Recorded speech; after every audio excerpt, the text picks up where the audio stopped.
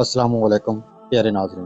लाहौर के गुंजान आबाद इलाके शाहदरा की फ़ज़ा में उस रोज़ एक अजीब सी घुटन थी। होटल के कमरा नंबर 302 में लगी एसी की ठंडक भी उस तपश को कम नहीं कर पा रही थी जो अलीना के वजूद में लावे की तरह उबल रही थी। वो एक आला तालीम याफ्ता लड़की थी, एमए की तलबा, जिसके ख्वाबों में किताबें, डिग्रियां और एक रोशन मुस्तकबिल था।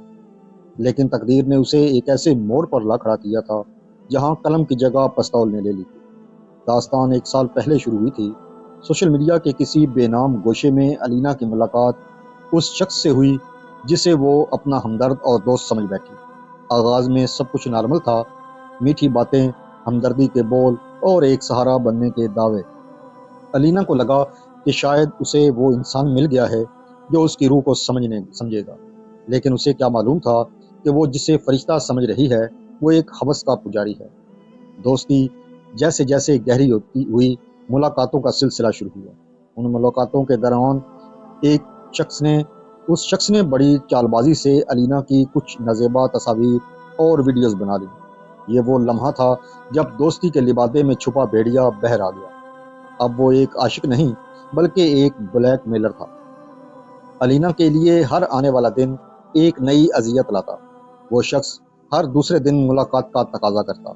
इनकार की सूरत में वही रवायती लेकिन होलनाक धमकी, अगर तुम ना आई तो ये वीडियोस वायरल कर दूंगा, फिर माशरे में किसी को मुंह दिखाने के काबिल नहीं रहोगी। अलीना ने उसे बहुत समझाया। उसने यहाँ तक कहा कि मैं तुम्हारी हर बात मानने को तैयार हूँ, तुम जिस रूप में कहो मैं तुम्हारे सामने हाजिर हूँ, बस खुदा के लिए मेरी वो वीडियोस डिलीट कर दो। लेकिन उस शख्स के सर पर हवस का भूत सवार था। उसे अलीना की इज्जत की फिक्र थी, न उसकी जिंदगी की। उसने साफ कह दिया, मुझसे वो काम मत कहो जो मैं कभी नहीं करूँगा। इस जुमले ने अलीना के अंदर की डरी सहमी लड़की को एक कातला में बदल दी। उसने समझ लिया था कि इल्तिजा से ये दरिंदा बाज नहीं आएगा। अब उसे मिटाना ही वाहिद रास्ता था। अलीना ने इंतहाई सर्दमोहरी से मंसूबा बंदी की। उसने यूट्यूब से पिस्तौल चलाने की तरबियत ली। वो कोई पेशावर मुजरम नहीं थी, लेकिन उसके हौसले के पीछे उसकी बर्बादी होती, उसकी बर्बाद होती इज्जत का इंतकाम था। उसने अपने वालिद का लाइसेंसी पिस्तौल खामोशी से बैग में रखा और उसे आखिरी बार मिलने के लिए शाहदरा के उसी होटल में पहुंची। कमरे में दाखिल होते ही उसने एक आखिरी कोशिश की, एक आखिरी सवाल किया, क्या तुम मेरी वीडियोस डिलीट करोगे? जवाब वही था, नहीं। उसी लम्हे अलीना का हाथ बैग की तरफ बढ़ा, पिस्तौल निकला और गोलियों की तरतराहट से कमरा गूंज उठा। उसने एक गोली उसके सीने पे और दूसरी सर पर मारी। वो शख्स वहीं ढेर हो गया। अलीना भागी नहीं, वो वहीं खड़ी रही। उसने आधा घंटा उसकी लाश को देखा, ये तसल्ली की कि वो वाकई मर चुका है या नहीं। उसकी आंखों में पछतावा नहीं बल्कि एक सुकून था कि आज एक नासूर खत्म हो गया। गोली की आवाज़ सुनकर होटल इंतजामिया अलर्ट हो गई। जब मुलाजमीन ने कमरे का दरवाज़ा खटखटाया तो अलीना ने कमाल ज़ब्त का मुजाहरा करते हुए अंदर से आवाज़ दी, गोली की आवाज़ हमारे कमरे से नहीं बल्कि ऊपर वाली मंजिल से आई है। इंतजामिया ऊपर की तरफ भागी और यही वो 1 घंटा था जिसमें अलीना खामोशी से होटल से निकल गई। सीसीटीवी कैमरों ने उसे जाते हुए महफूज तो किया, लेकिन वो उस वक्त तक अपने घर पहुंच चुकी थी।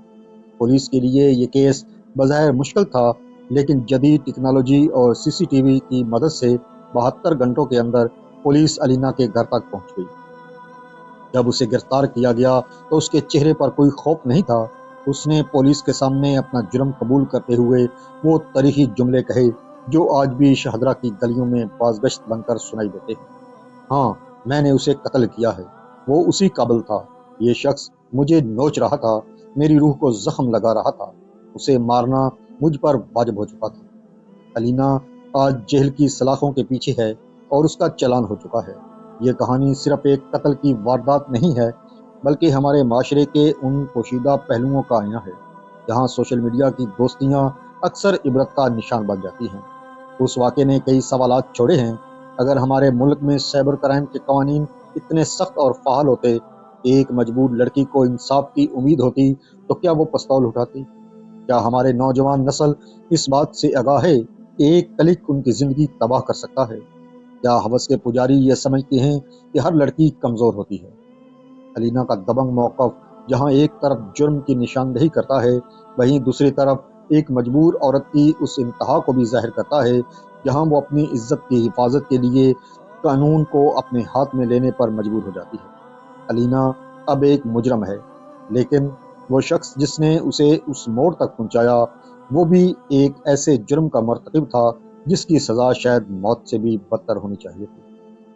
شاہدرہ کا وہ ہوٹل آج بھی قائم ہے، لیکن اس کے کمرہ نمبر 302 کی دیواریں آج بھی اس چیخ کی گواہ ہیں جو گولی چلنے سے پہلے الینا کے اندر دبی ہوئی تھی۔ یہ کہانی ہر اس لڑکی کے لیے سبق ہے جو انجانے رستوں پر چل پڑتی ہے، اور ہر اس درندے کے لیے پیغام ہے کہ ہر شکار آسان نہیں ہوتا۔